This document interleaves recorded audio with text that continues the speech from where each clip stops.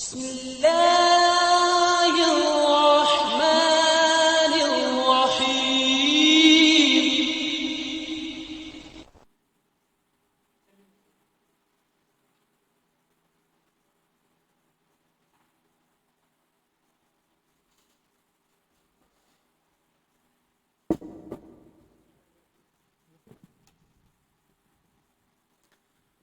أعوذ بالله من الشيطان الرجيم.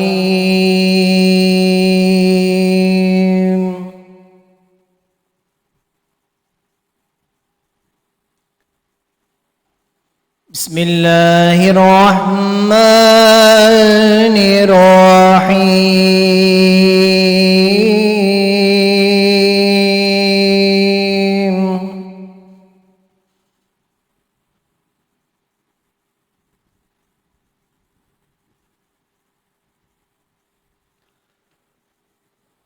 وقال نوح رب لا تذر على الأرض من الكافرين.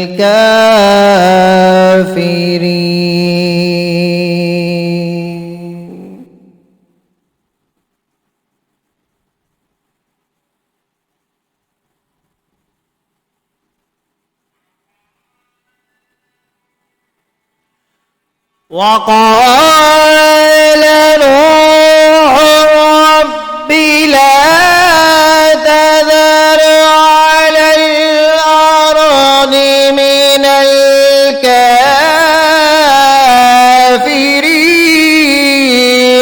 ديارا.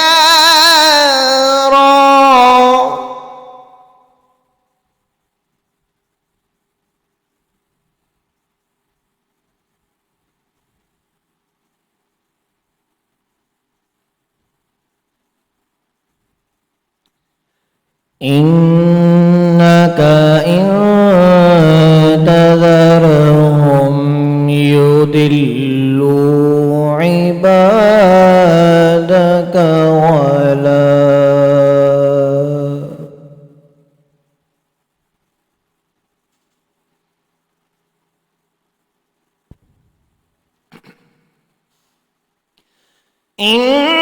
إنك إن تذرهم يضلوا عبادك ولا يلدوا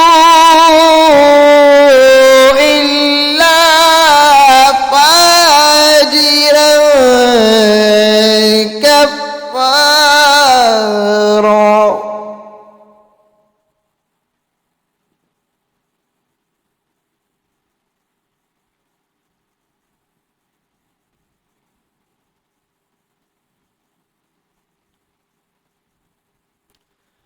رب اغفر لي ولوالدي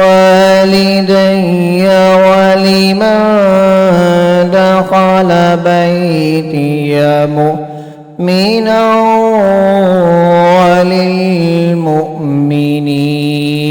والمؤمنات.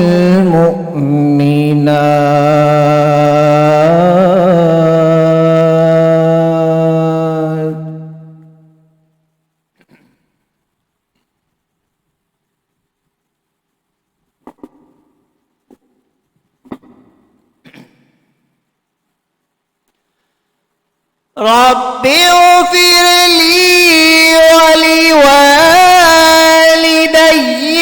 ولمن دخل بيتي مؤمنا وللمؤمنين والمؤمنات.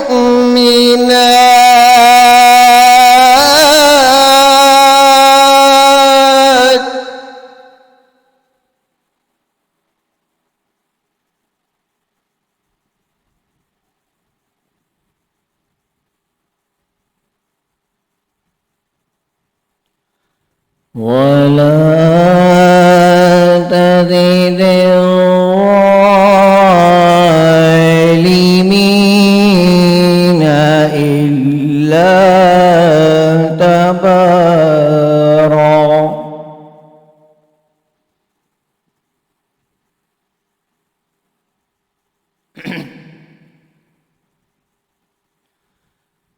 ولا تزد الظالمين إلا تبارا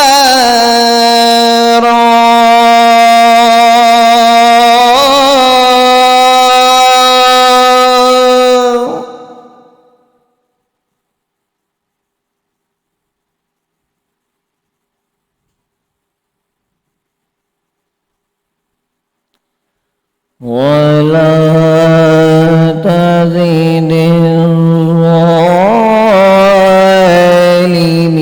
الظالمين إلا تبارا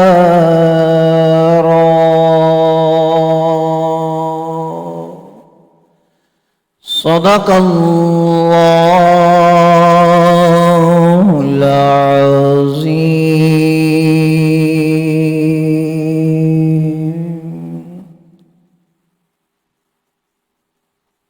سبحان اللہ، ماشاء اللہ. آج ہمارے اس پروگرام میں دو اشخاص جو اس پروگرام کی زینت بنتے ہیں، ایک ہمارے صاحبزادہ حضرت مولانا رضوان الحق صدیقی صاحب دامت برکاتہم العالیہ کچھ ذاتی مصروفیات کی وجہ سے حاضر نہیں ہو سکے، اور ہمارے انور قادری صاحب سلمہ اللہ تعالی جو کہ وہ بھی اپنی ذاتی مصروفیات کی وجہ سے آج حاضر نہیں ہو سکے. پچھلے 4 ہفتوں سے میں بھی غیر حاضر تھا، آج حاضری کا اللہ تعالیٰ نے شرف بخشا ہے. آج حضور غوث اعظم شیخ عبد القادر جیلانی بغدادی رضی اللہ تعالیٰ عنہ کی منقبت اور آپ ہی کی بارے میں گفتگو کی جائے گی. میرے ساتھ مل کر آپ تمام صاحبان حضور غوث اعظم کی منقبت پڑھیں. اللہ تعالی ہمارا پڑھنا، سننا، وقت نکالنا اور آپ سب کا وقت نکال کر اچھے پروگرامات کو دیکھنا قبول و منظور فرمائے. غوث اعظم محمد کا محبوب ہے. غوث اعظم محمد کا محبوب ہے. غوث اعظم زمانے کا سلطان ہے. غوث اعظم زمانے کا سلطان ہے. غوث اعظم کا گھر گھر میں فیضان ہے. غوث اعظم کا گھر گھر میں فیضان ہے. غوث اعظم زمانے کا سلطان ہے. سارے ولیوں کی گردن جھکائی گئی، سارے ولیوں کی گردن جھکائی گئی. مہر ان کے قدم کی لگائی گئی. مہر ان کے قدم کی لگائی گئی. غوث اعظم فرماتے ہیں نا، قدمی ہذہ علی رقبۃ کل ولی اللہ، کہ میرا یہ قدم تمام ولیوں کی گردنوں پر ہے. خواجہ خواجگان خواجہ معین الدین چشتی اجمیری رحمت اللہ تعالی علیہ نے جب حضور غوث اعظم کا یہ فرمان سنا تو آپ فرماتے ہیں عبد القادر کا قدم میری گردن پر نہیں بلکہ میرے سر کے اوپر ہے. قدمی هذه على رغبت كل ولی اللہ، مہر ان کے قدم کی لگائی گئی، مہر ان کے قدم کی لگائی گئی. چاہے اوتاد ہو چاہے ابدال ہو، میرے غوث جلی کا مدحائے خوان ہے، میرے غوث جلی کا مدحائے خوان ہے. اس نے چوروں کو دیکھا ولی کر دیا، اس نے چوروں کو دیکھا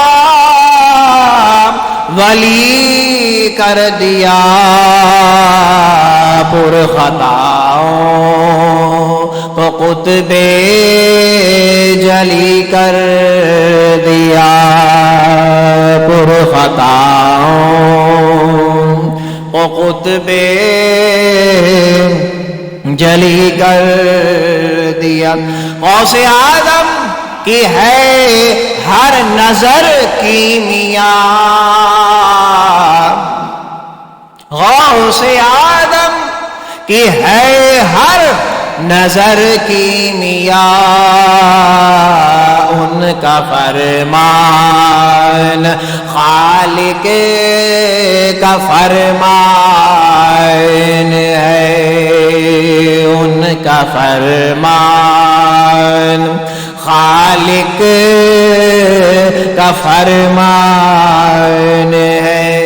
سنیوں یاد ان کی مناتے رہو، سنیوں یاد ان کی مناتے رہو.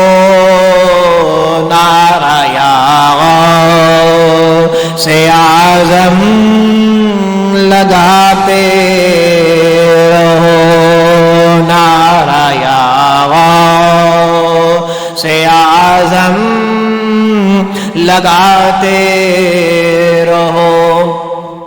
اس میں آدم ہے یہی لاحول ہے، اس میں آدم ہے یہی لاحول ہے، جس کو سنتے جل جاتا شیطان ہے، جس کو سنتے ہی جل جاتا شیطان ہے. غوث اعظم ولایت کا سرتاج ہے، غوث اعظم ولایت کا سرتاج ہے،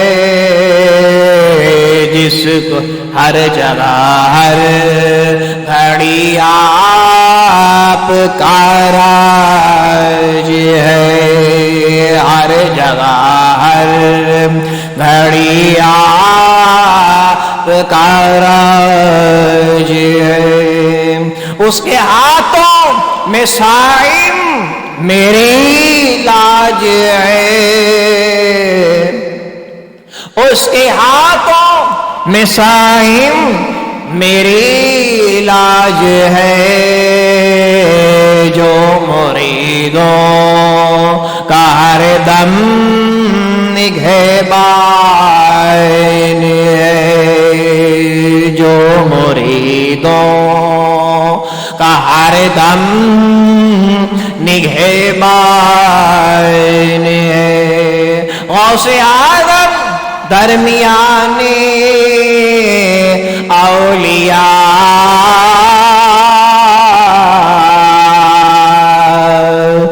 محمد درمیان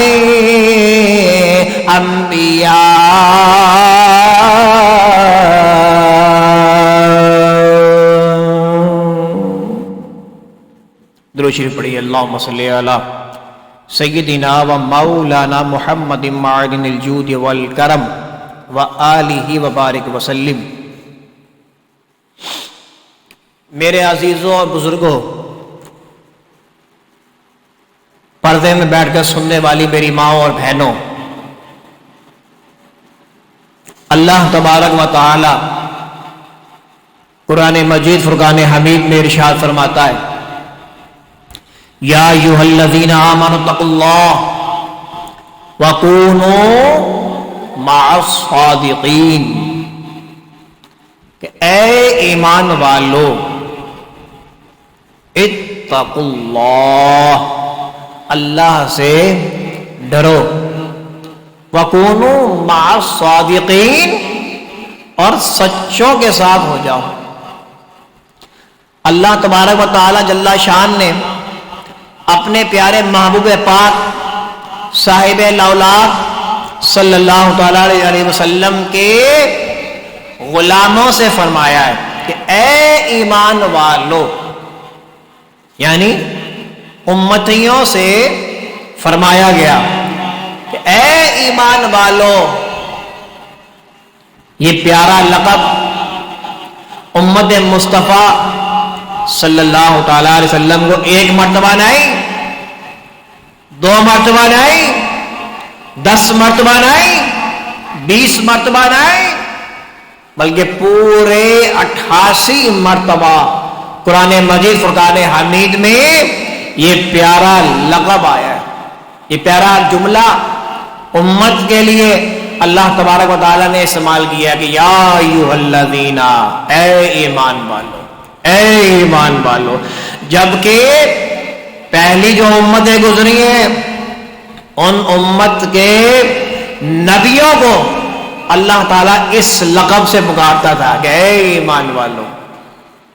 یہ غلامان مصطفیٰ کی یہ شان ہے، یہ مرتبہ ہے، یہ امت کو اعزاز حاصل ہے کہ اللہ تبارک و تعالی ہم سے براہ راست خطاب فرما رہا ہے کہ اے ایمان والو، یا ایھا الذین اتقوا اللہ، مجھ سے ڈرو۔ تو اللہ تبارک و تعالی نے اس آیت مقدسہ میں 2 خزانوں کا ذکر فرمایا ہے، 2 خزانوں کا، ایک ہے ایمان اور دوسرا ہے تقوی۔ ایمان اور تقوی، اور شیطان ان دونوں کا چور ہے۔ ان الشیطان للانسان عدو مبین، تحقیق شیطان انسان کا کھلا دشمن ہے، کھلا۔ اس چور سے بچنے کے لیے، اس شیطان سے بچنے کے لیے اللہ نے فرمایا ہے وَكُونُوا مَعَ الصَّادِقِينَ، اور سچوں کے ساتھ ہو جاؤ، اللہ والوں کی صحبت اور رفاقت کو حاصل کر لو، کسی مرد درویش کا دامن تھام لو، کسی حق پرست کے قدموں کے ساتھ لپٹ جاؤ، کسی مقبول بارگاہ کے ہاتھوں میں ہاتھ دے کر اپنے خانہ دل کو منور کر لو، تاکہ تمہارے ایمان اور تمہارے تقوی کی حفاظت ہو جائے۔ اس لیے ہر نمازی کو نماز میں یہ دعا مانگنے کا حکم دیا گیا ہے، تلقین کی گئی کہ اہدنا الصراط المستقیم، اے اللہ ہمیں سیدھا راستہ دکھا۔ اہدنا الصراط المستقیم سورہ فاتحہ کی یہ آیت ہے کہ اے اللہ ہمیں سیدھا راستہ دکھا، صراط الذین انعمت علیہم، راستہ ان لوگوں کا جن پر تیرا انعام ہوا۔ اب آئیے قرآن مجید فرقان حمید سے پوچھتے ہیں کہ یہ ایمان یافتہ لوگ کون ہیں؟ کہ جن کے نقشہ قدم پر چلنے کا حکم ہم کو 5 وقت نماز میں حکم مل رہا ہے. 5 وقت اللہ تبارک و تعالیٰ سے دعا کی جاتی ہے. اب قرآن مجید ہے، اس سے پوچھئے کہ انعام یافتہ کون لوگ ہیں؟ اللہ نے کس پر انعام کیا؟ اب آئیں 5ویں سپارے میں چلتے ہیں. الذین انعم اللہ علیہم من النبیین والصدیقین والشہداء والصالحین وحسن اولئک رفیقا. وہ لوگ جن پر اللہ تعالیٰ نے انعام کیا ہے وہ گروہ انبیاء، صدیقین، شہداء کرام اور صالحین یعنی اولیاء اللہ ہے. یہ 4 گروہ ہیں جن پر اللہ تعالیٰ نے انعام فرمایا ہے. نبی، صدیقین، شہداء اور صالحین کی جماعت. ہر مسلمان اپنی نماز میں تو یہ دعا کرتا ہے کہ اللہ مجھے ان پاک لوگوں کے نقش قدم پر چلنے کی توفیق عطا فرما. کچھ لوگ نماز میں تو ولیوں کی غلامی کی دعا مانگتے ہیں اور جو ہی سلام پھیر رہا ہے، جو ہی سلام پھیرتے ہیں انکار کر بیٹھتے ہیں. الحمدللہ ثم الحمدللہ. ہم جو نماز میں اللہ تعالیٰ سے دعا مانگتے ہیں، نماز میں ہم جو اللہ سے دعا مانگتے ہیں، ہم نماز کے بعد بھی اس دعا کے اوپر قائم رہتے ہیں. سنیوں کی اس دعا کی قبولیت کی یہ دلیل ہے کہ ہمارے ہاتھوں میں اولیاء اللہ کا دامن ہے. تو میں عرض یہ کر رہا تھا کہ ایمان اور تقوی کی حفاظت کے لیے اولیاء اللہ کے قدموں سے لگ جاؤ. تمہارے ایمان کی بھی حفاظت ہوگی اور تمہارے تقوی کی بھی حفاظت ہو جائے گی. اس کے اوپر ایک واقعہ یاد آیا. امام فخر الدین رازی رحمت اللہ تعالی علیہ کا واقعہ ہے.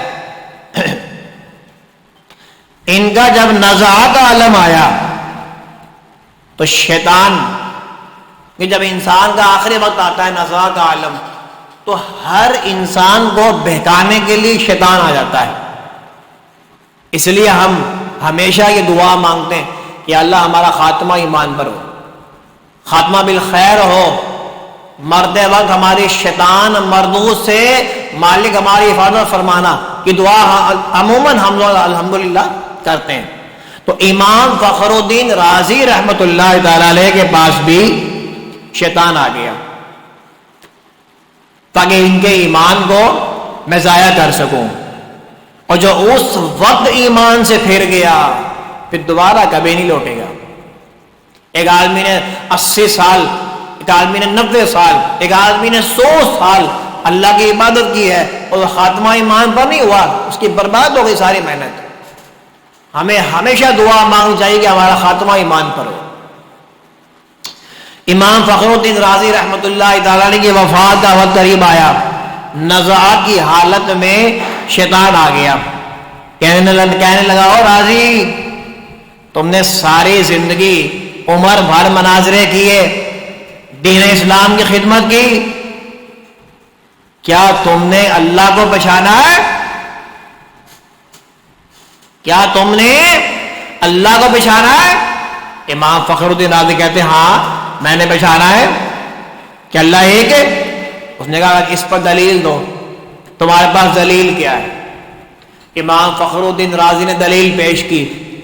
اس نے اس دلیل کو رد کر دیا. کیوں رد کیا؟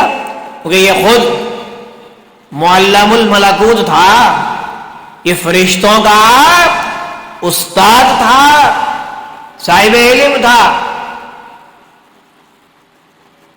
اس نے اس دلیل کو رد کر دیا. آپ نے دوسری دلیل پیش کی، اس نے اس کو بھی رد کر دیا. آپ نے تیسری دلیل پیش کی، آپ نے اس کو بھی رد کر دیا. چوتھی دلیل دی، اس کو بھی رد کر دیا. امام فخر الدین رازی نے نزاع کے عالم میں 360 دلیلیں دی ہیں اس کو، ابلیس کو، کہ اللہ ایک ہے، اللہ ایک ہے. مگر یہ مردود کا مردود اس 360 کی 360 دلیلوں کو اس نے رد کر دیا۔ اب امام فخر الدین رازی بڑے پریشان ہوئے کہ اب میں کیا کروں، 360 دلیلیں۔ اب جس عالم نے، جس ولی کامل نے مرنے دے نزا کے عالم میں، مرنے سے پہلے، مرنے کا وقت نزدیک ہے، اس نے نزا کے عالم میں 360 دلیلیں صرف ایک بات پہ دی کہ اللہ ایک ہے۔ اب آپ اس کے علم کا اندازہ لگائیں گے اس کے بعد علم کتنا ہوگا، یہ کس قدر صاحب علم ہوگا۔ اب آپ پریشان ہوئے کہ میں اب کیا کروں۔ آپ کے پیر کامل حضرت پیر نجم الدین کبریٰ رحمت اللہ تعالی علیہ کہیں دور دراز مقام پر وضو فرمانے لگے تھے، اچانک آپ نے اپنے اس مرید کے حال کو دیکھا، حیران رہ گئے کہ رازی نے 360 دلیلیں اس کو دے دیں اور یہ ایک دلیل ماننے کو تیار نہیں۔ پیر نجم الدین کبریٰ وہیں سے بولے، یو رازی، اس خبیث کو تو 1000 دلیلیں بھی دے دے گا تو یہ نہیں مانے گا، یہ انکار کر دے گا۔ اس کو سیدھا سیدھا یہ کیوں نہیں کہہ دیتے کہ میں اللہ تبارک و تعالیٰ کو بغیر کسی دلیل کے، میں بغیر ثبوت کے اللہ کو ایک مانتا ہوں، تم یہ کیوں نہیں کہہ دیتے؟ اور جیسے ہی حضرت امام فخر الدین رازی رحمت اللہ تعالی علیہ نے جیسے ہی ابلیس کے سامنے یہ جملے بولے، وہاں سے گواہ ٹوٹ گئی، اب یہ پیچھے ہٹا۔ تو میرے بزرگوں رازی ساتھیوں، یہ ہیں وَكُونُوا مَعَ الصَّادِقِينَ، سچے لوگ۔ اور اللہ تعالیٰ انہی سچے لوگوں کے پیچھے چلنے کا حکم ہمیں قرآن پاک میں دے رہا ہے۔ میرے بزرگوں عزیز ساتھیوں، موت کے وقت شیطان نے ایمان پر ڈاکہ ڈالنے کی پوری کوشش کی، لیکن مرشد کامل کے صدقے ایمان کی حفاظت ہو گئی۔ اس لیے تو اللہ فرما رہا ہے وَكُونُوا مَعَ الصَّادِقِينَ، اور سچوں کے ساتھ ہو جاؤ، سچوں کے ساتھ ہو جاؤ۔ تو میرے بزرگوں عزیز ساتھیوں،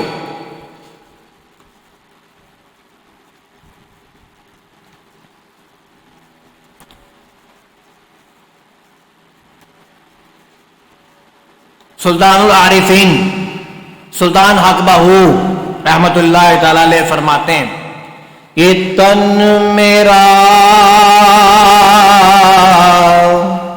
چشمہ ہووے مرشد ویک نہ رجا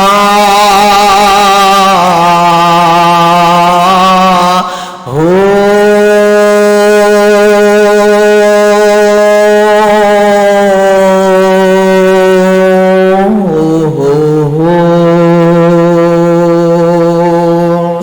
مرشد دا دیدار باہو، مرشد دا دیدار باہو، مرشد دا دیدار ہے باہو، من لکھ کروڑا حجاں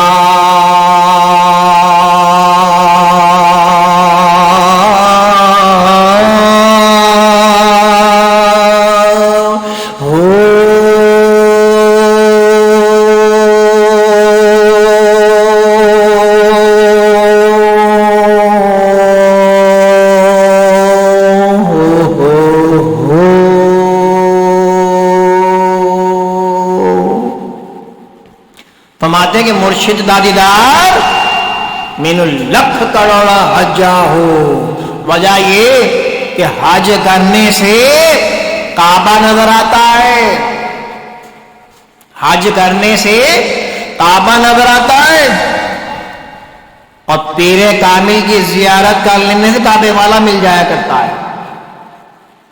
پیر کامل کی زیارت کرنے سے کعبے والا مل جایا کرتا ہے۔ پیر کامل صورت ذل الہ، یعنی دیدائے پیر، دیدائے کبریا، مرشد کامل کی صورت جمال خداوندی کا ذل ہوتا ہے. اس لیے پیر کامل کو دیکھنا ہے گویا اللہ تبارک و تعالیٰ کو ہی دیکھنا ہے. کعبہ بیت اللہ اللہ تبارک و تعالیٰ کا ولی مظہر اللہ ہوتا ہے. یاد رکھیں عارف رومی مولانا روم رحمت اللہ تعالیٰ علیہ فرماتے ہیں ایک دفعہ بایزید بستامی حج کے لیے پیدل جا رہے تھے. ایک صحرا میں انہوں نے دیکھا ایک درویش خستہ حالت میں بیٹھا ہے. جب بایزید بستامی اس فقیر کے قریب سے گزرے اس نے پوچھا ہے بایزید کہاں جا رہے ہو؟ انہوں نے جواب دیا حج کرنے جا رہا ہوں، میں حج کرنے جا رہا ہوں. تو اس فقیر روشن ضمیر نے کہا کہ اے بایزید کعبے جا کر تو تم صرف کعبے کا ہی طواف کرو گے، کعبے جا کر تو تم صرف کعبے کا ہی طواف کرو گے. گفتائے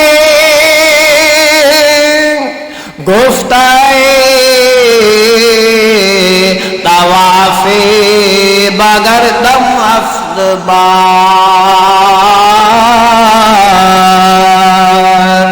دین کوتر از طواف حج شمار.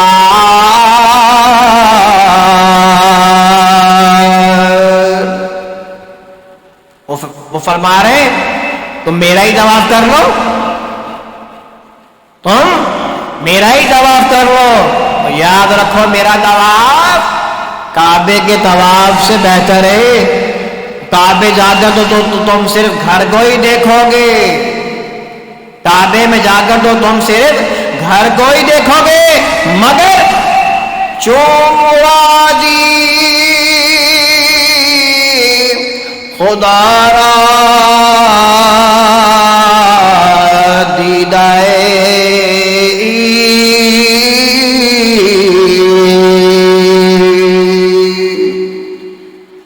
جب تم نے مجھے دیکھ لیا تو سمجھو کہ تم نے خدا تعالیٰ کو دیکھ لیا. اس لیے کہ کعبہ را یک بار بیتی گفتائے یار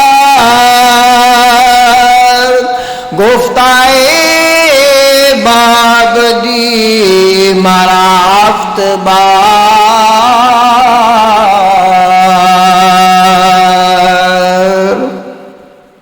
اس لیے کہ کعبے کو اس نے صرف ایک مرتبہ اپنا گھر کہا ہے. یہ الفاظ قابل غور ہیں. کعبے کو اللہ نے صرف ایک بار اپنا گھر کہا ہے اور مجھے ہر روز 70 مرتبہ کہتا ہے اے میرے بندے، اے میرے بندے، اے میرے بندے. تو میرے بزرگوں عزیز ساتھیوں معلوم ہوا کہ مومن کامل کی زیارت کعبے کی زیارت سے افضل ہے. مشکاہ شریف کی ایک حدیث ہے، ایک آدمی نے کعبے کی طرف منہ کر کے تھوکا. پھر نبی علیہ السلام نے دیکھا کہ وہی شخص جماعت کروا رہا ہے. جب لوگ نماز سے فارغ ہوئے تو اللہ کے نبی نے فرمایا کہ تمہاری نماز نہیں ہوئی، اے لوگوں تمہاری نماز نہیں ہوئی، اس لیے کہ اس امام نے مجھے اور میرے رب کو اذیت پہنچائی ہے. انک قد اذیت اللہ ورسولہ، بے شک تو نے اللہ تعالیٰ اور اللہ کے رسول کو اذیت پہنچائی ہے. لوگوں نے پوچھا کہ یا رسول اللہ وہ کیسے؟ آپ نے فرمایا کہ اس نے کعبے کی طرف منہ کر کے تھوکا ہے. کعبے کی طرف منہ کر کے تھوکنا اللہ اور اللہ کے رسول کو اذیت پہنچانے کا ذریعہ ہے. تو اب آپ غور کریں کہ جو بزرگ ہستیاں، جو اللہ والے، جو صالحین، جو کعبے سے بھی افضل ہیں، ان کی شان میں گستاخیاں کرنا، انہیں وہ بتوں سے تشبیہ کرنا، اولیاء اللہ کہنے کے بجائے من دون اللہ کہنا، تو ایسے لوگوں کے پیچھے نماز کیسے ہو سکتی ہے؟ مولانا عارف رومی فرماتے ہیں کہ ہر کے خواہد ہم نشینی با خدا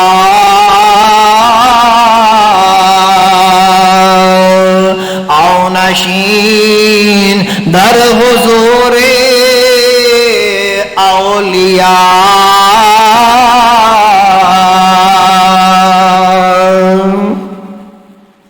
جو شخص یہ چاہتا ہے کہ وہ اللہ تبارک و تعالیٰ کا قریبی بن جائے تو بارگاہ خداوندی میں مقبول ہو جائے تو اسے چاہیے کہ وہ اولیاء اللہ کی صحبت میں بیٹھا کرے. اولیاء اللہ کی صحبت میں بیٹھا کرے اس لیے کہ یک زمانہ ہے صحبت با اولیاء، یک زمانہ ہے صحبت با اولیاء بہتر از 100 سالہ طاعت بیریا. ایک لمحہ اولیاء اللہ کے پاس بیٹھنا 100 سالہ عبادت بیریا سے بہتر ہے. 100 سالہ عبادت بیریا سے بہتر ہے. تو میرے بزرگوں عزیز ساتھیوں، یہ میں تمہید باندھ رہا تھا بیان کو سمجھانے کے لیے، بیان کو آگے چلانے کے لیے. یہ ساری جو میں نے باتیں کی ہیں یہ تمہید تھی. اصل بات ہم نے کرنی ہے حضور غوث اعظم شیخ عبد القادر جیلانی بغدادی رضی اللہ تعالیٰ عنہ کے متعلق.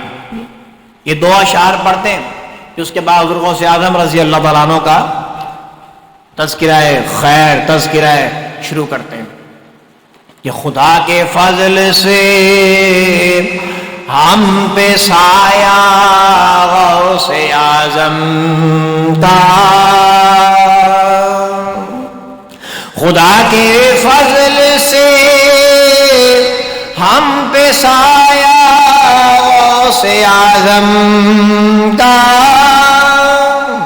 کسی کو زمانے کی دولت ملی ہے، کسی کو جہاں کی حکومت، کسی کو جہاں کی کسی کو جہاں کی حکومت ملی ہے.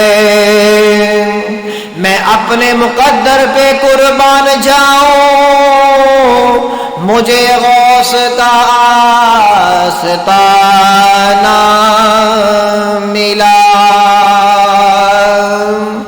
میں اپنے مقدر پہ قربان جاؤں، مجھے غوث کا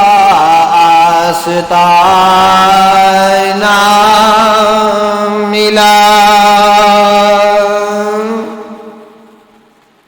تو بزرگوں عزیز ساتھیوں، ماں ہو ہاجرہ تو بیٹا ہوگا ذبیح اللہ، ماں ہو مریم تو بیٹا ہوگا روح اللہ، ماں ہو آمینہ تو بیٹا ہوگا سردار دو جہاں صلی اللہ تعالی علیہ وسلم، ماں ہو فاطمہ تو بیٹا ہوگا شہید آدم، ماں ہو ملخیر تو بیٹا پیدا ہوگا حضور غوث اعظم شیخ عبد القادر جیلانی رضی اللہ تعالی عنہ.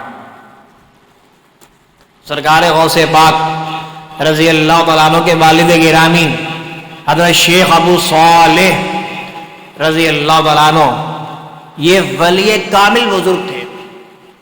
ایک دن ایک نہر کے کنارے بیٹھے اللہ کی عبادت میں مشغول تھے. اب کیا دیکھتے ہیں کہ سامنے سے ایک سیب بہتا ہوا آ رہا ہے، بڑا خوبصورت دل کو چھو جانے والا سیب. سیب کی رنگت ایسی کہ بس بندہ اس کو فوراً پکڑے اور کھا جائے. انہوں نے بھی ایسا ہی کیا. سیب ایسا حسین و جمیل خوبصورت اور پانی میں ایک ہی بہتا ہوا آ رہا ہے. اب یہ وہاں نہر کے کنارے بیٹھے اللہ کی عبادت میں مشغول تھے. انہوں نے فوراً وہ سیب پکڑا اور سیب کھا لیا. کہ سیب تھا ہی بڑا دلکش حسین، فوراً سیب کھایا، پکڑا اور کھا لیا. سیب کھا لینے کے بعد آپ کو یہ تقوی کے خلاف محسوس ہوا کہ یہ سیب تو میں نے جو کھایا ہے اس کے مالک سے تو میں نے زیادہ لی نہیں. حالانکہ سیب بہتا ہوا آ رہا تھا، اس کے مالک سے اجازت لینے کی کوئی ضرورت تھی نہیں. کیوں کہ باغ سے توڑ کر نہیں کھایا. باغ میں سیب لگا ہوا ہے، وہاں سے کھانے کے لیے، توڑنے کے لیے مالک کی اجازت کی ضرورت ہے. ایک سیب تو پانی میں بہتا ہوا آ رہا ہے، اب اس کو کھانا اٹھا کر کسی کے مالک کی ضرورت نہیں ہے، مگر تقوی کے خلاف ہے. اب انہوں نے اسی وقت اٹھے اور چل دیے. اس طرح سے سیب بہتا ہوا آ رہا تھا، اٹھے، کپڑے جھاڑے اور اسی طرح پیدل چل دیے. کتنا چلے؟ کم از کم 8 یا 10 میل دور چلتے رہے چلتے رہے چلتے رہے. پھر کہیں جا کر ایک باغ نظر آیا کہ اس باغ کے درخت کی ایک شاخ وہ پانی کے اندر گری ہوئی تھی، وہاں سے سیب ٹوٹ کر بہا. معلوم ہوا کہ یہ باغ کا مالک کون ہے؟ تو باغ کے مالک کا نام عبداللہ سمومعی رحمت اللہ تعالی علیہ، جو کہ اپنے وقت کے ولی کامل، عالم دین، پیر طریقت اور سید زادے. معلوم ہوا رہائش کا ہے، رہائش گاہ پر گئے، کہا کہ حضور میں یہاں سے 8-10 میل کہیں دور بیٹھا، اللہ کی عبادت میں مشغول تھا، پانی میں سیب بہتا ہوا آ رہا تھا، میں نے اٹھا کے میں نے کھا لیا. کھانے کے بعد خیال آیا کہ مالک سے تو پوچھا ہی نہیں، تقوی کے خلاف ہے. وہ سیب جو میں نے کھایا ہے اس کی معافی مانگنے آیا ہوں. عبداللہ سمومعی نے جب چہرہ دیکھا، چہرہ نورانی، چہرے پہ نور برس رہا ہے، پیشانی پہ نور برس رہا ہے. آپ نے شجرہ نسب پوچھا، بیٹا تمہارا شجرہ نسب کیا ہے؟ آپ نے اپنا شجرہ نسب بتایا تو حضرت علی تک نور علی نور پایا. اور دل میں خیال کیا کہ بچہ بہت ہی نیک و صالح معلوم ہوتا ہے. اور ایک سیب نہ جانے کتنے سیب ٹوٹ ٹوٹ کے بہتے ہیں، کتنے لوگ توڑ توڑ کے لے جاتے ہیں.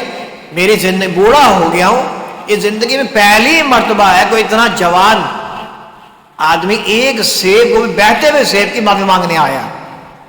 پہچان گئے کہ عام لڑکا نہیں ہے. یہ ضرور جب معلوم کیا تو مولا علی تک نور علی نور پایا. اب کیا فرماتے بیٹا تمہارا سیب میں معاف کر سکتا ہوں، سیب معاف میں کر سکتا ہوں، مگر میری شرط ہے اگر تم اسے بلا چونو چرا قبول کر لو. کہا کہ حضور سیب کی معافی کے لیے میں کچھ بھی کر سکتا ہوں. بولے ٹھیک ہے آپ فرمائیں. کہا کہ میری ایک بیٹی ہے، وہ اندھی ہے، گنگی ہے اور لنجی بھی ہے، نہ وہ دیکھ سکتی ہے، نہ بول سکتی ہے، نہ چل پھر سکتی ہے. تمہیں اس لڑکی کے ساتھ نکاح کرنا ہوگا. جب آپ نے یہ سنا ایسی لڑکی کے ساتھ نکاح کے مذاق ہے، زندگی بھر کا مسئلہ ہوتا ہے. لوگ نکاح کرتے ہیں سکون حاصل کرنے کے لیے، میں نکاح کروں گا اس لڑکی کی خدمت کرنے کے لیے جو کہ اندھی بھی ہے، گنگی بھی ہے اور لنجی بھی ہے. سوچ میں پڑ گئے میں کیا کروں، سوچ میں پڑ گئے میں کیا کروں. آخرکار فیصلہ کیا کہ زندگی تو فانی ہے، ایک دن مر جانا ہے، اور جوانی بھی ختم ہو جاتی ہے. جوانی بھی کوئی سزا بہار نہیں رہتی. بڑے بڑے جوان آئے، بڑے بڑے تونگر آئے، سب چلے گئے منا مٹیوں کے نیچے. مطلب جوانی بھی یاد ہے ایک ہی دفعہ ملتی ہے، زندگی بھی ایک ہی دفعہ ملتی ہے، خیر ہوتی ہے، اللہ مالک ہے. آپ نے ہاں کر دی، ہاں ہو گئی. عبداللہ سمومعی ہی نے آپ کا نکاح پڑھایا. نکاح پڑھانے کے بعد عبداللہ شیخ ابو صالح کو ان کے منکوحہ کے کمرے میں بھیج دیا گیا. اب شیخ ابو صالح جیسے اپنی منکوحہ کے کمرے میں داخل ہوئے، کیا دیکھتے؟ کمرے کے اندر تو ایک حسین و جمیل خاتون بیٹھی ہیں، نورانی چہرہ، اور جن کی آنکھیں بھی ٹھیک، جن کے ہاتھ پیر بھی سلامت اور زبان بھی بولنے والی، ایک نورانی شخصیت بیٹھی اندر. آپ جیسے ہی اس کمرے میں داخل ہوئے، اس خاتون کا حسن دیکھ کر اس کی نورانیت دیکھ کر آپ فوراً اپنے کمرے سے باہر نکل آئے اور آگے کہہ رہے ملا سمومعی کو، اپنے سوسر کو، کہتے ہیں حضور لگتا ہے آپ نے مجھے کسی غلط کمرے میں بھیج دیا ہے۔ کیوں؟ کہ جو آپ نے اوصاف بیان کیے تھے ایسا تو اندر کچھ بھی نہیں ہے۔ آپ نے کہا تھا گونگی بھی ہے، اندھی بھی ہے، لنجی بھی ہے، اندر تو معلوم ایسا ہوتا ہے جنت کی حور بیٹھی بھی ہے۔ آپ نے مجھے لگتا ہے مجھے غلط کمرے میں بھیج دیا۔ اب عبداللہ سمومعی مسکرائے، کہا کہ بیٹا غلط کمرے میں نہیں بھیجا، بالکل ٹھیک کمرے میں گئے ہو۔ میں نے اپنی بیٹی کو اندھی اس لیے کہا ہے کہ میری بیٹی نے ساری زندگی کبھی کسی غیر محرم مرد کو نہیں دیکھا، اس لیے میں نے اپنی بیٹی کو اندھی کہا ہے۔ گونگی میں نے اس لیے کہا ہے کہ میری بیٹی نے ساری زندگی کبھی بد کلامی نہیں کی، ساری زندگی کبھی بد کلامی نہیں کی، نہ زبان سے کسی کی غیبت کی، نہ چغلی کی، نہ کوئی غلط جملہ استعمال کیا، کہ جب بھی بولی اچھائی بولی، اس لیے میں نے اپنی بیٹی کو گونگی کہا۔ لنجی اس لیے کہا کہ میری بیٹی نے کبھی اس گھر سے باہر قدم ہی نہیں رکھا، میری بیٹی نے باہر کی دنیا ہی نہیں دیکھی، اس لیے میں نے اپنی بیٹی کو لنجی کہا۔ تو میرے بزرگوں عزیز ساتھیوں، یہ تھی عبداللہ سمومعی کی صاحب زادی، اور جن کا نکاح شیخ ابو صالح سے ہوا۔ یہ ام الخیر تھی جو ولی کامل کی بیٹی، ولی کامل کی بیوی، ان کے بدن پاک سے حضور غوث اعظم جیسے بچے پیدا نہیں ہوں گے تو پھر کس کے جیسے ہوں گے؟ جس کی ماں اتنی نیک، جس کا باپ اتنا نیک، جس کا نانا اتنا نیک ہو، کہ ان کی گود میں تو بے شہنشاہ بغداد کو ہی لیٹنے کا شرف ملتا ہے۔ تو میرے بزرگوں عزیز ساتھیوں، ام الخیر حضرت فاطمہ فرماتی ہیں ایک مرتبہ بادلوں کے سبب رمضان کے چاند میں لوگوں کو شک ہوا، تو صبح لوگوں نے مجھ سے پوچھا کہ آج روزہ ہے یا نہیں؟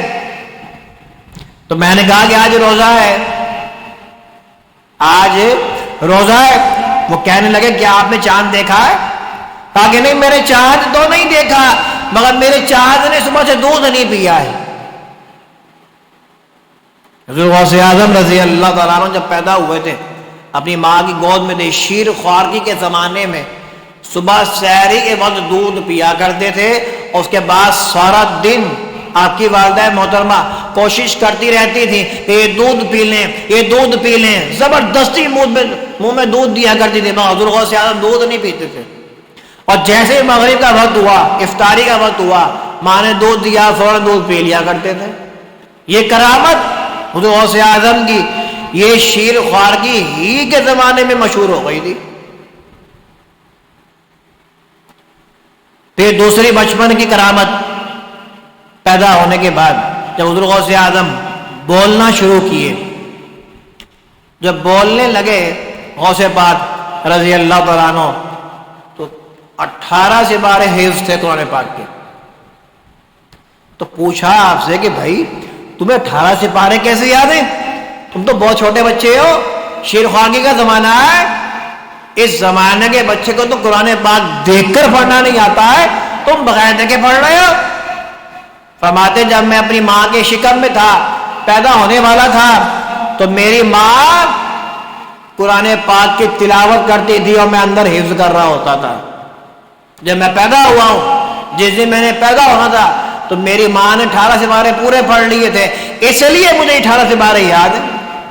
بغیر 12 سے 12 آپ نے بعد میں جب پڑھے حفظ ہوگا، ایسے تو قرآن پاک حفظ ہوا ہے حضور غوث اعظم رضی اللہ تعالیٰ عنہ کو۔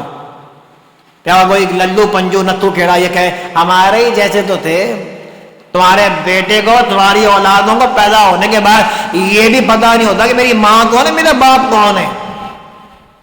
ہاں جی، بچہ پیدا ہو نا، اس کو کہیں بھی چھوڑا ہو، اس جس نے اٹھا کے پال لیا وہی اس کے ماں باپ ہیں۔ اس بچے کو تو یہ بھی پتہ نہیں ہوتا ہے میری ماں کون، باپ کون، جس نے پال لیا وہی ماں باپ۔ تو حضور غوث اعظم کی شان دیکھے، پیدا ہوتے ہی 18 سپارے یاد ہیں، اور یہ بھی پتا ہے میری ماں نے پڑھے ہی 18 تھے، اس لیے 18 ہی یاد ہوئے۔ پورا قرآن پڑھ لیتی، پورا قرآن اگر پڑھ لیتی تو پورا قرآن پڑھ کے سو جانا تھا میرے کو۔ پھر آپ سے کسی نے پوچھا حضور آپ کو اپنے ولی ہونے کا کب پتہ چلا؟ آپ کو اپنے ولی ہونے کا کب پتہ چلا؟ تاکہ جب میری والدہ نے مجھے، کئی واقعات ہیں ایسے، فرماتے ہیں جب میں بچہ تھا تو میں کھیلتا کھیلتا قبرستان چلا گیا اور میں قبروں کے اوپر دوڑنا شروع ہوا، تو مجھے قبروں سے آواز آئی کہ عبد القادر قبرستان میں نہ آیا کرو۔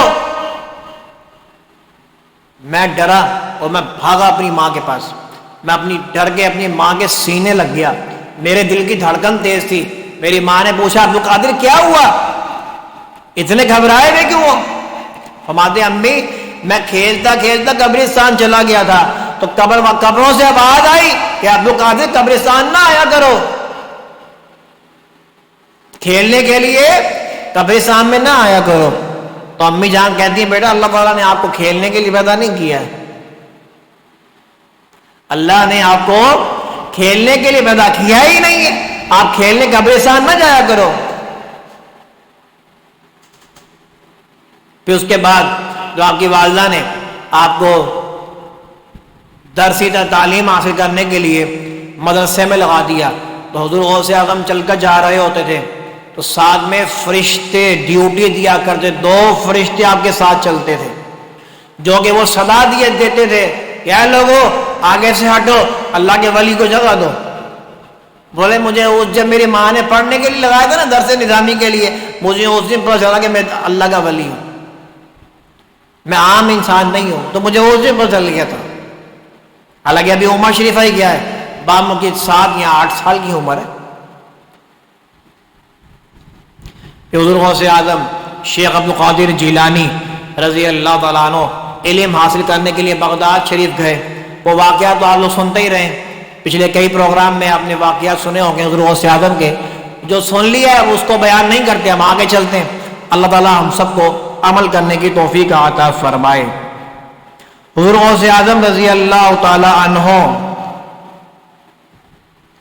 یہ لباس بڑا عمدہ پہنتے تھے، آپ کا جو لباس تھا بڑا ہی عمدہ لباس تھا اور مہنگا ترین لباس پہنتے تھے۔ اب آپ کسی کام کی غرض سے بازار گئے، وہاں ایک چور نے آپ کا لباس دیکھا کہ ارے انہوں نے لباس تو بڑا عالی شان پہنا ہوا ہے، اتنا بہترین اتنا مہنگا لباس۔ وہ چور نے کہا کہ میں ان کے گھر کی تاک کروں گا، یہ کہاں رہتے ہیں، اور رات کے اندھیرے میں ان کا یہ لباس چوری کروں گا اور اچھے داموں میں بیچوں گا۔ چور تھا، ڈاکو تھا، پہچانتا نہیں تھا۔ غوث اعظم نے اپنا کام نپٹایا، اپنے گھر چل دیے، تو یہ پیچھے پیچھے پیچھے پیچھے اس نے گھر دیکھ لیا۔ اب جب رات ہوئی دیوار پھاند کر حضور غوث اعظم کے گھر میں کود پڑا، جب چھلانگ ماری تو حضور غوث اعظم نے اندر سے پوچھا کون ہے کون ہے؟ تو یہ وہیں ایک ٹوکرا رکھا والا، ٹوکرے کے اندر چھپ کر بیٹھ گیا۔ جب عموماً گھر سے رات کے وقت کسی چیز سے گرنے کی یا بجنے کی آواز آتی ہے تو یقیناً اٹھ کر دیکھا جاتا ہے کہ کون ہے۔ اب یہ ٹوکرا رکھا ہوا، اس ٹوکرے کو اپنے اوپر لے کر بیٹھ گیا تاکہ میں پکڑا نہ جاؤں۔ حضور غوث اعظم نہیں اٹھے، وہیں بیٹھے رہے۔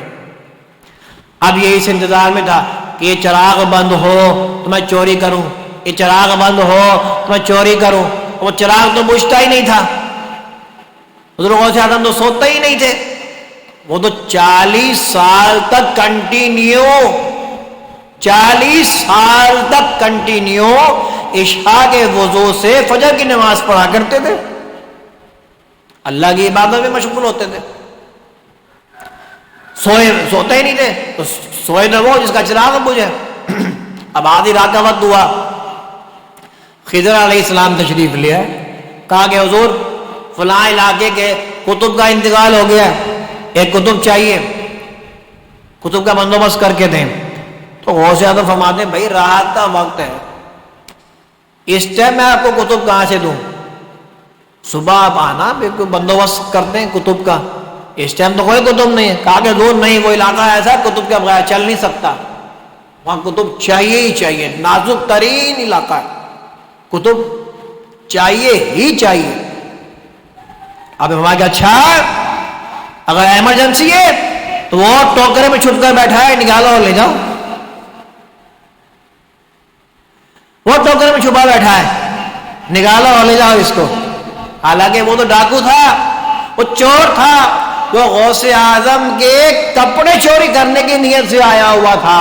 وہ قربان جائیں اس کی قسمت کے اوپر کہ غوث اعظم نے صرف یہ کہا کہ وہ بیٹھا ٹوکرے کے نیچے، کتب جاؤ بنا دیا کتب، لے جاؤ اس کو۔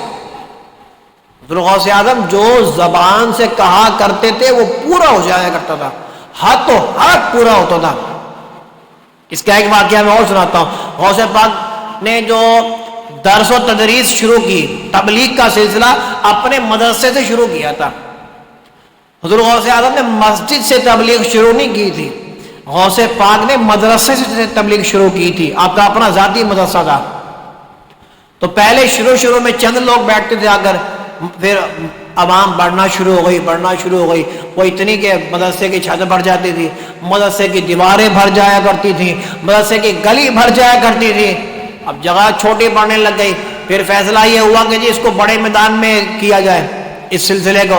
تو غوث پاک کا بھی اسٹیج بڑے میدان میں لگتا تھا، جہاں 60 سے 70 ہزار آدمی بیٹھ کر یک مشت وہ غوث پاک کا بیان سنتا تھا بغیر لاؤڈ اسپیکر کے۔ یہ کرامت ہے غوث پاک کی، اتنی بڑی کرامت ہے۔ ہم بیان کرنے بیٹھتے، چھوٹے سے چھوٹا بھی مولوی ہوتا ہے تو کہتا ہے ذرا آواز تیز کر دو، تھوڑا ایکو بڑھا دو، تھوڑا یہ کر دو، تھوڑا وہ کر دو۔ غوث اعظم کی آپ شان کے اوپر قربان جائیں کہ آپ کی اتنی بلند شان ہے کہ ایک وقت میں 70 ہزار آدمی بیان سن رہا ہے بغیر لاؤڈ اسپیکر کے۔ جیسے آگے کے لوگ سن رہے ہیں آواز، وہی آواز درمیان میں بھی آ رہی ہے، ویسی اور ویسی آواز، وہ جو اینڈ میں بیٹھے نا 70 ہزار والا اینڈ میں، اس کو بھی ویسی آواز سنائی دے رہی ہے جیسے شروع والے کو سنائی دیتی ہے۔ کتنی بڑی کرامت ہے غوث پاک۔ آج اگر ہلکا سا بھی اسپیکر صحیح نہ ہونا، ہمارے یہاں فوراً ہٹا دیتے ہیں، ہٹاؤ اس کو، اسپیکر صحیح نہیں چل رہا۔ مگر نہ غوث اعظم ہمارے جیسے تھے، نہ ہم ان کے جیسے ہو سکتے ہیں۔ ہاں جی، وہ ہمارے چھوٹے پھوٹے الفاظ یا قبول کر لینا، یہ بھی غنیمت ہے کہ انہوں نے میرے بارے میں گفتگو کی، بیٹھ کر بیان فرما رہے تھے۔ غوث اعظم بیان کرتے کرتے کیا دیکھا کہ ایک اسٹیج کے بالکل سامنے ایک چیل آ گئی، اور چیل آگے چی چی چی کرنے لگ گئی، چلانے لگ گئی۔ اب جتنی عوام بیٹھی ہوئی تھی سب کا دھیان چیل کی طرف چلا گیا۔ غوث اعظم کو بڑا جلال آیا کہ میں اللہ کے رسول کا ذکر کر رہا ہوں، یہ سارے مجھے چھوڑ کر اس چیل کی طرف متوجہ ہوئے، سب کی توجہ چیل کی طرف چلے گئی۔ اب آپ نے وہیں بیٹھے بیٹھے نا ایسے منہ کیا اوپر، کہا او چیل تیری گردن ٹوٹ جائے۔ جلال میں آ گئے غوث پاک، کہا کہ او چیل تیری گردن ٹوٹ جائے۔ چیل کا دھڑ الگ گردن الگ زمین پہ گر گئی۔ جب لوگوں نے یہ منظر دیکھا نا لوگ گھبرا گئے، ایک دم سب کی توجہ حضور غوث اعظم رضی اللہ تعالیٰ عنہ کی طرف ہو گئی۔ آپ نے اپنا مکمل بیان کیا، اور آپ کا بیان کوئی آدھے گھنٹے کا نہیں ہوتا تھا، نہ کوئی 1 گھنٹے کا، نہ 2 گھنٹے کا۔ آپ کا کم سے کم بھی جو بیان ہوتا تھا 6 گھنٹوں کا ایک بیان ہوتا تھا۔ 6 گھنٹے کنٹینیو بولنا، بیان کرنا، اللہ کے رسول کا ذکر کرنا، یہ کوئی آسان کام نہیں ہے۔ 6 گھنٹے بیان کیا ہے، آسان ہے؟ تو اس کے بعد جو آپ کا بیان مکمل ہوا 2.5-3 گھنٹے بعد، پھر آپ اپنی عوام کو بولا سارے بیٹھے رہو، کوئی اپنی جگہ سے نہ ہلے۔ خود اسٹیج سے نیچے اترے، اس چیل کو اپنے ہاتھ میں اٹھایا، اس کا دھاڑ ایک ہاتھ میں، گردن ایک ہاتھ میں رکھی، دوبارہ اسٹیج کے اوپر آ گئے۔ کہا کہ او چیل کیا دوبارہ اڑ کے نہیں دکھائے گی؟ کہ دوبارہ بول کر نہیں دکھائے گی؟ یہ اللہ کی شان ہے کہ اللہ والے کے منہ سے جو نکل رہا ہے اللہ قبول کر رہا ہے۔ چیل کی گردن جڑی، چیل نے اڑنا شروع کر دیا دوبارہ، چی چی۔ جب یہ کرامت لوگوں نے دیکھی کہ انہی کے کہنے سے اس کی گردن ٹوٹ گئی، انہی کے کہنے سے گردن جڑ گئی، اڑنا شروع ہو گئی، وہ مجمع کے اندر ایک سما بن گیا تھا، لوگوں کو وجد آ گیا تھا۔ آپ کا بیان کوئی بیان ہوتا تھا، بیان جب ختم ہوتا تھا کئی جنازے اٹھتے تھے لوگوں کے، لوگ وجد میں آ کر اپنی جانیں دے دیا کرتے تھے، اتنا روحانی اور وجدانی بیان ہوا کرتا تھا غوث اعظم کا۔ ایک دن مدرسے میں بیٹھے ہوئے تھے، تصانیف فرما رہے تھے، لکھ رہے تھے غوث پاک، اور اس زمانے میں یہ لینڈر کی چھتیں کہاں تھیں؟ لکڑیوں کی یا کھجوروں کی چھال کی یا کانوں کی چھتیں ہوا کرتی تھیں۔ تو غوث اعظم کی جو چھت تھی وہ کانوں کی تھی، یہ جو چڑھائی ہوتی ہے نا، چڑھائی جو دھوپ کو روکنے کے لیے ڈالتے ہیں، پیلی پیلی جو ہوتی ہے لکڑی لمبی لمبی، اس کو کانے کہتے ہیں، اس کانوں کی چھت تھی غوث پاک کی، یہ ٹھنڈی ہوتی ہے۔ تو وہ اوپر کوئی چوہا چڑھ گیا، اب وہ چوہا جو ہے وہ کتر کے اس کو نیچے پھینک رہا ہے۔ اب حضور غوث اعظم لکھ رہے، تصانیف لکھ رہے تھے، اور آپ نے یوں اس کو ہٹائے اور اوپر دیکھیں، ہٹائے اور پھر لکھنا شروع کر دیں، اور وہ پھر کتر کے پھینکے، آپ نے پھر ہٹایا اور پھر اوپر دیکھا، تیسری مرتبہ پھر اس نے کہا کہ او چوہے تیری گردن ٹوٹ جائے، چوہا وہیں گر کے مر گیا، وہیں گرا مر گیا۔ جب ایسا منظر ہوا، چوہا گرا اور مر گیا، سامنے سارے مریدین بیٹھے ہوئے تھے، شاگرد بیٹھے ہوئے تھے، فرماتے ہیں کہ حضور غوث اعظم نے اپنی قلم بند کی، بیٹھ کے رونے لگ گئے۔ مریدوں نے اور شاگردوں نے کہا کہ حضور آپ کیوں روتے ہیں؟ اس نے غلطی کی، آپ نے ایک مرتبہ درگزر کیا، اس نے پھر کی، آپ نے پھر درگزر کیا، اس نے پھر کی، آپ نے پھر اس کو بولا ہے۔ تو غوث اعظم فرماتے ہیں میں چوہے کے لیے تھوڑی رو رہا ہوں، تم کیا سمجھے میں اس کے لیے رو رہا ہوں؟ نہیں، میں اس لیے رو رہا ہوں کہ اللہ تبارک و تعالیٰ نے میری زبان میں ایسی تاثیر رکھی ہے، اتنا مجھے اللہ تعالیٰ نے مقبولیت میرے کو عطا کی ہے کہ میں جو جملہ بول دیتا ہوں وہ قبول ہو جاتا ہے۔ کہیں ایسا نہ ہو کہ میرے زبان سے کوئی ایسا جملہ نکل جائے کہ جس کی وجہ سے میرے نانا جان محمد رسول اللہ صلی اللہ تعالیٰ علیہ وسلم کی امت میں کسی کو نقصان نہ پہنچ جائے، اس بات کو سوچ کر میں رو رہا ہوں۔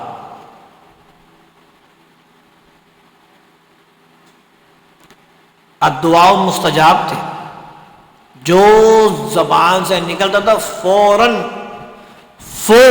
ہو جایا کرتا تھا۔ حضور غوث اعظم رضی اللہ تعالیٰ عنہ ایک مرتبہ بغداد کے شہر میں کہیں جا رہے تھے، تو کیا دیکھا، راستے میں ایک پادری اور ایک مسلمان، ایک عیسائی اور ایک مسلمان، یہ آپس میں بحث کر رہے ہیں۔ کیا بحث ہو رہی ہے؟ عیسائی کہتا ہے عیسیٰ علیہ السلام افضل ہے، وہ مسلمان کہتا ہے نہیں محمد رسول اللہ افضل ہے، کہتے ہیں نہیں عیسیٰ علیہ السلام افضل ہے، وہ مسلمان کہتا ہے نہیں محمد رسول اللہ افضل ہے، کہتا ہے عیسیٰ علیہ السلام کیسے افضل ہوئے؟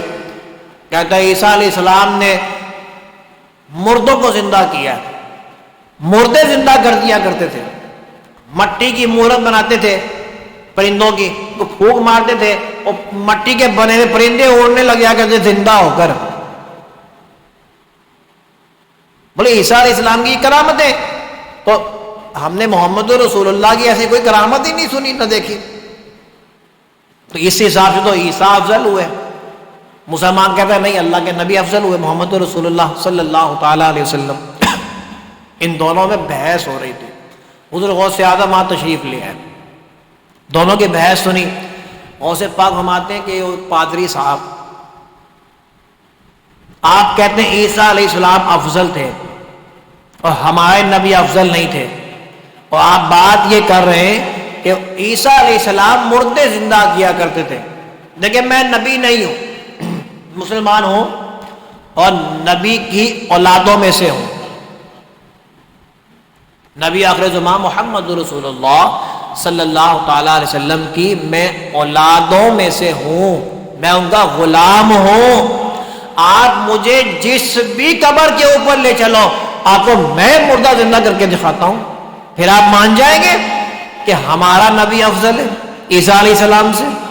کہتے ہیں ہاں بالکل، چلیے۔ قبرستان گئے، حضور غوث اعظم نے فرمایا کہ بھی قبر بھی آپ ہی بتائیں گے کہ اگر آپ کو کسی قبر پر لے گیا، پھر آپ بولو گے بعد میں کہ نہیں جی آپ نے تو یہ پہلے پلاننگ کی ہوئی تھی، آپ نے پہلے ہی یہاں پہ ایک بندے کو لا کے چھپایا ہوا تھا، تو آپ نے کوئی پلاننگ کی ہوئی تھی، اب آپ جب اس کو وعد لگائیں گے وہ نکل کے باہر آ جائے گا، پیڑ میں آپ نے یہ بولنا ہے۔ تو اس لیے جس قبر کے اوپر آپ مجھے لے کر جائیں گے نا، میں اس کو زندہ کروں گا۔ اب پادری صاحب جو ہے انہوں نے قبرستان کا سروے کرنا شروع کیا، کیا دیکھتے ہیں قبر مل گئی 100 سال پرانی، اس کے اوپر لے گیا حضور غوث اعظم کو، کہتا ہے یہ جو مردہ ہے نا اس کو 100 سال ہو گئے مرے ہوئے کو، 100 سال پہلے مرا تھا یہ، اس کو زندہ کر کے آپ دکھائیں۔ اب حضور غوث اعظم نے اس قبر کو دیکھا تو کہا کہ یہ گویا ہے۔ پادری صاحب یہ گویا ہے، بولو تو گاتا ہوا ہی باہر نکلے، بولو جیسے آپ کی مرضی۔ آپ نے اتنی بڑی بات کی ہے، قبر کو دیکھ کے قبر کا حال بتا دیا کہ اندر جو ہے وہ گویا گانے والا ہے یا ناچنے والا ہے، تو آپ کہہ رہے ہیں گویا ہے گانے والا، تو گاتا ہوا ہی باہر نکلنا چاہیے۔ اب آپ نے پوچھا بتاؤ عیسیٰ علیہ السلام جب مردے زندہ کرتے تھے تو کیا کہا کرتے تھے؟ کہتے تھے قم بإذن اللہ، اللہ کے حکم سے زندہ ہو جا۔ حضور غوث اعظم فرماتے ہیں اب دیکھو میں کیا کہتا ہوں، حضور میرے حضور غوث اعظم شیخ عبد القادر جیلانی بغدادی رضی اللہ تعالیٰ عنہ نے فرمایا قبر کے اوپر ٹھوکر ماری، ٹھوکر مارنے کے بعد آپ نے فرمایا قم بإذنی، میرے حکم سے زندہ ہو جا، میرے حکم سے زندہ ہو جا۔ اب وہ گویا جو تھا مرا ہوا وہ گاتا ہوا باہر نکل آیا، گاتا ہوا باہر نکل کر آ گیا، ادھر ادھر دیکھنے لگا، کہتا کیا قیامت آ گئی ہے؟ حضور غوث اعظم فرماتے نہیں قیامت نہیں آئی، مگر کرامت میں نے ضرور دکھائی ہے۔ قیامت نہیں آئی مگر میں نے کرامت ضرور دکھائی ہے۔ وہ گویا گاتا ہوا باہر نکلا۔ اب غوث پاک دیکھیں پادری صاحب کہاں گئے، پادری صاحب کہاں گئے؟ دیکھا پادری صاحب حضور غوث اعظم کے پیروں میں ہاتھ باندھ کر بیٹھے ہوئے، کہتے حضور غلطی ہو گئی، میں مان گیا جس کے غلاموں کی یہ شان ہے تو اس نبی کا کیا مقام ہوگا۔ میں مان گیا آپ کے مقام کو۔ حضور غوث اعظم نے اس کو اٹھایا، اٹھانے کے بعد توبہ کرائی، کلمہ پڑھایا، کلمہ پڑھانے کے بعد اس کو اپنے سینے سے لگا کر وقت کا کتب بنا کر رکھ دیا۔ یہ شان تھی غوث پاک کی، یہ مرتبہ اللہ تعالیٰ نے حضور غوث اعظم کو عطا فرمایا ہے۔ تو میرے بزرگوں عزیز ساتھیوں، حضرت شیخ عبد القادر جیلانی حضور غوث اعظم کے ایک مرید ہیں، مرید خاص، ان کا نام ہے علی ہیتی۔ حضور غوث اعظم کا معمول تھا علی ہیتی کو ساتھ لے کر ایک ویرانے میں چلے جایا کرتے تھے عصر کی نماز کے فوراً بعد۔ علی ہیتی اور حضور غوث اعظم ایک ویرانے میں چلے جایا کرتے تھے عصر کی نماز کے بعد۔ اچھا یہ راز ایک شخص کو معلوم تھا کہ اس ویرانے کے اندر مزید 40 افراد اور ہوا کرتے تھے ساتھ میں، آگے حضور غوث اعظم، پیچھے علی ہیتی، اور اس کے پیچھے 40 افراد اور ہوا کرتے تھے۔ جب وہ ویرانہ آتا تھا تو یہ 40 کے 40 بے ہوش ہو کر گر جایا کرتے تھے، علی ہیتی سمیت، اور حضور غوث اعظم اس سے آگے چلے جایا کرتے تھے مزید۔ اب اس سے آگے وہاں کے معاملہ کیا تھے کیا نہیں تھے، کیا ہوتا تھا کیا نہیں ہوتا تھا، یہ علی ہیتی بھی نہیں جانتے تھے، جو کہ مرید خاص تھے، علی ہیتی بھی نہیں جانتے تھے۔ تو بغداد کے نزدیک ایک گاؤں تھا، وہاں ایک خاتون کا لڑکا، اس اور خاتون کا ایک ہی بچہ تھا، وہ اچانک اس کا انتقال ہو گیا، اس بچے کا۔ اب نہ اس کا باپ، نہ کوئی اور بھائی، نہ بہن، اس خاتون کا یہ ایک ہی سہارا تھا، وہ بھی مر گیا۔ اب وہ خاتون اس بچے کو اپنی گود میں لیے پاگلوں کی طرح روتی پھرتی تھی، اور دفناتی نہیں تھی، اور بچے کے انتقال کو آج 3 دن بیت گئے، روز بچے کو گلے سے لگایا ہوا ہے، اس کی لاش کو گلیوں میں ماری ماری پھر رہی ہے، رو رہی ہے، چلا رہی ہے کہ یا اللہ میرا بیٹا زندہ ہو جائے، یا اللہ میرا بیٹا زندہ ہو جائے، کوئی ایسی اسباب بن جائے میرا بیٹا زندہ ہو جائے۔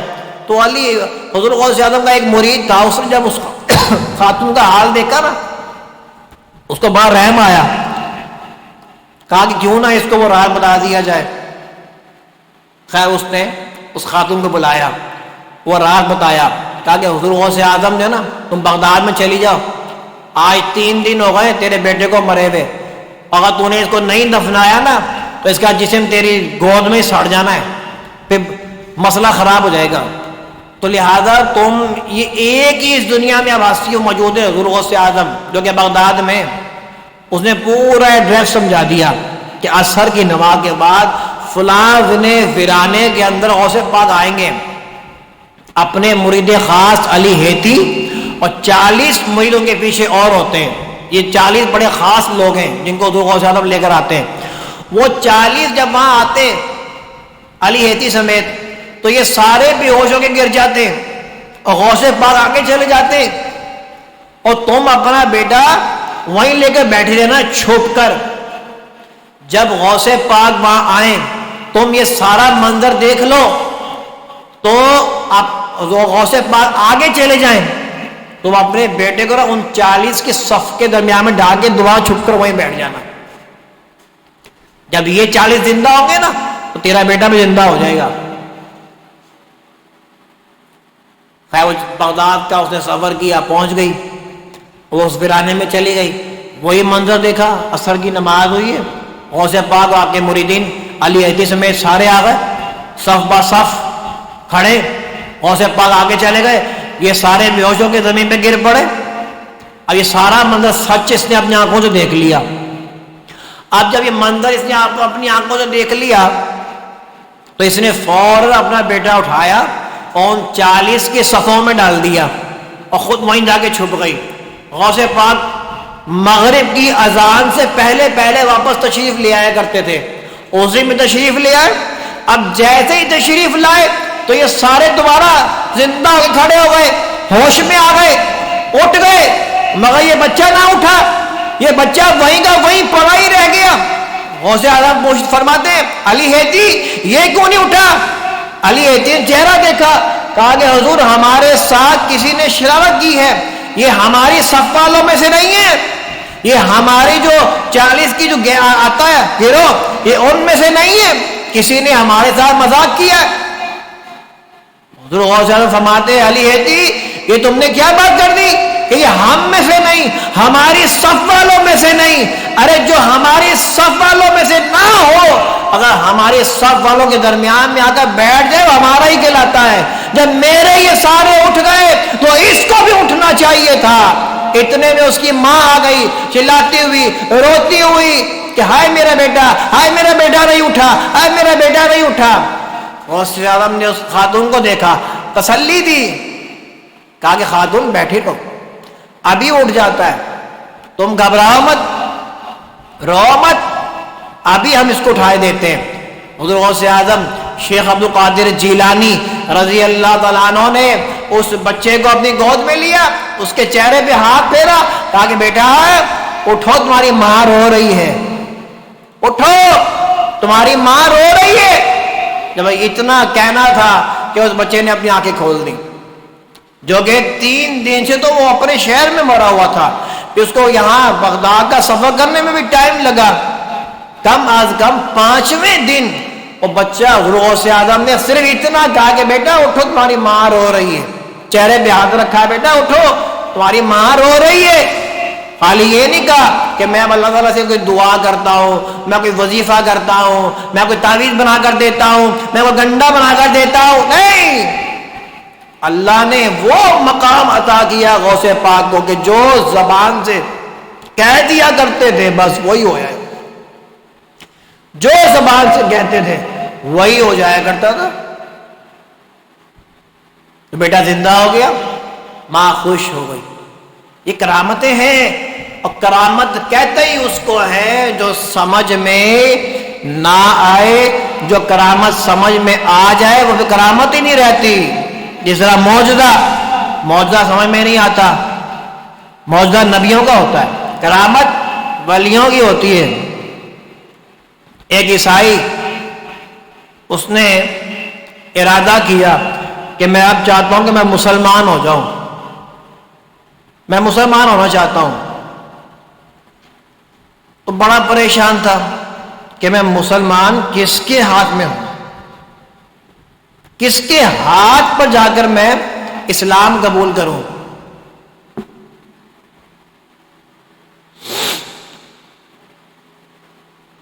خیر کو سمجھ میں نہ آئے، دل اسلام کی طرف مائل ہو رہا مگر سمجھ میں نہیں آ رہا کہ اسلام قبول کروں تو کس کے ہاتھوں پہ کروں۔ خواب، رات ہوئی، سو گیا، خواب دیکھا، کیا دیکھا کہ عیسیٰ علیہ السلام اسے خواب میں تشریف لے آئے اور اسے عرض کی یا سنان، اچھا اس کا نام تھا سنان، سین نون الف اور کہا کہ نون، سنان، کیا ہے سنان، تم بغداد میں جاؤ اور بغداد میں شیخ عبد القادر جیلانی کے ہاتھ پر اسلام کو قبول کر لو۔ کیوں کہ اس وقت روئے زمین پر حضور غوث اعظم شیخ عبد القادر جیلانی بغدادی رضی اللہ تعالیٰ عنہ کے سے افضل شخصیت کوئی نہیں۔ ایک بڑے پتے کی بات یہ بھی ہے کہ حضور غوث اعظم جو ہے یہ رشتے میں خواجہ خواجگان خواجہ معین الدین چشتی اجمیری رحمت اللہ تعالیٰ علیہ کے سگے ماموں لگتے ہیں، رشتے میں غوث پاک خواجہ صاحب کے ماموں لگتے ہیں۔ جب خواجہ صاحب لاہور میں آئے تھے چلہ کشی کرنے کے لیے، لاہور میں آنے سے پہلے انہوں نے حضور غوث اعظم کے پاس چلہ کشی کی تھی بغداد شریف میں، تو اجمیر سے بغداد گئے تھے غوث پاک کے پاس، پھر بغداد سے لاہور کا رخ کیا تھا، لاہور آئے تھے۔ جب آپ نے وہاں چلہ کشی کی تھی تو پھر آپ نے وہ اشعار جو آج بھی دادا صاحب کے مزار کے اوپر بڑے بڑے الفاظوں میں لکھا ہوا ہے، اور بڑے بڑے علماء، بڑے بڑے محدث، بڑے بڑے نعت خواہ اس اشعار کو اپنے انداز میں پڑھتے ہیں۔ میں بھی آپ کو یہ اشعار پڑھ کے سناتا ہوں تو اس کے بعد اپنا بیان ختم۔ گنج بخش فیض عالم مظہر نور خدا ناکساں را پیر کامل کاملا رہنما وما علینا الا البلاغ المبین۔ تو میرے بزرگوں عزیز ساتھیوں، یہ میں نے بہت مختصر حضور غوث اعظم رضی اللہ تعالیٰ عنہ کے بارے میں بیان کیا۔ اگر میں تفصیل کے ساتھ بیان لے کر چلوں مجھے بہت ٹائم چاہیے، ایک ایک بات، ایک ایک واقعات سنانے کے لیے مجھے بہت ٹائم چاہیے۔ بہرحال وقت ساتھ نہیں دیتا، 11:30 بجے کم و بیش ہم شروع ہوئے تھے، اب تقریباً 1 بج ہی گیا ہے۔ بہرحال جو بھی بیان ہم نے کیا یہاں بیٹھے آپ لوگوں نے سنا، جو سنیں گے، اللہ تعالیٰ ہم سب کا بیٹھنا سننا قبول و منظور فرمائے، اور جس طرح ہمارے اکابرین نے، علماء نے، ہمارے حضرت صاحب نے، پیر و مرشد قبلہ قاری محمد نثار الحق صدیقی قادری اشرفی نعیمی رحمۃ اللہ تعالیٰ علیہ نے دین اسلام کی خدمت کی، اللہ تعالیٰ ہمیں بھی ویسے ہی دین اسلام کی خدمت کرنے کی توفیق عطا فرمائے۔ بسم اللہ الرحمن الرحیم، اللہم صلی علی سیدنا و مولانا محمد مبارک وسلم صلی علیہ۔ یا اللہ کریم، یا رؤوف الرحیم، یہاں بیٹھ کر تیرے محبوب بندے حضور غوث اعظم شیخ عبد القادر جیلانی رضی اللہ تعالیٰ عنہ کا ذکر خیر ہوا، یا اللہ اس کو اپنی بارگاہ میں شرف قبولیت عطا فرما۔ بیان کرنے میں، گفتگو کرنے میں کوئی غلطیاں، کوتاہیاں، کمی بیشیاں ہو گئی ہوں تو اپنی رحمت سے اس کی معافی عطا فرما۔ ہم سب کے علم میں، عمل میں، عمر میں، رزق میں یا اللہ برکتیں عطا فرما۔ ہمارے گھروں میں اپنی خاص رحمتیں عطا فرما، ہمارے گھروں میں یا اللہ برکتیں عطا فرما، ہمارے گھروں میں سکون عطا فرما، ہم سب کو عافیت عطا فرما، زمینی آسمانی بلاؤں سے ہم سب کو محفوظ فرما، ہم سب کو حج بیت اللہ کی حاضری نصیب فرما، با ادب روضہ رسول اللہ صلی اللہ تعالی علیہ وسلم پر حاضری دینا نصیب فرما۔ یا اللہ کریم مہنگائی کا خاتمہ فرما، یا اللہ مہنگائی کا خاتمہ فرما، یا اللہ مہنگائی کا خاتمہ فرما، یا اللہ اسلام کا بول بالا فرما، اسلام کا بول بالا فرما، دشمنان اسلام کا منہ کالا فرما۔ یا اللہ کریم ہم سب کے تمام کبیرہ صغیرہ گناہوں سے درگزر فرما، سچی توبہ کرنے کی توفیق عطا فرما، بے حیائی سے ہم سب کو محفوظ فرما، بری صحبت سے محفوظ فرما، بد نگاہی سے ہمیں محفوظ فرما، برے کردار سے ہمیں محفوظ فرما، 5 وقت کی نماز پڑھنے کی ہم سب کو توفیق عطا فرما۔ یا اللہ بیماروں کو شفا عطا فرما، یا اللہ بیماروں کو شفا عطا فرما، یا اللہ بیماروں کو شفا عطا فرما، یا اللہ ہم سب کی جائز حاجاتوں کو پورا فرما، الہی رنج و غم کافور کر دے، ہم سب کے سینے نور سے معمور کر دے، نبی کی کالی زلفوں کا تصدق سیاہی ہم سب کے دلوں کی دور کر دے۔ اللہم نور قلوبنا بنور العرفان واحفظنا من شرور الشیطان، اللہم نور قلوبنا بالقرآن وزین اخلاقنا بالقرآن ونجنا من النار بالقرآن وادخلنا فی الجنة بالقرآن ببرکت ان اللہ وملائکتہ یصلون علی النبی یا ایھا الذین آمنوا صلوا علیہ وسلموا تسلیما۔ اللہم صلی علی سیدنا و مولانا محمد معدن الجود والکرم وآلہ وبارک وسلم۔ سبحان ربک رب العزت عما یصفون وسلام علی المرسلین والحمد للہ رب العالمین برحمتک یا ارحم الراحمین۔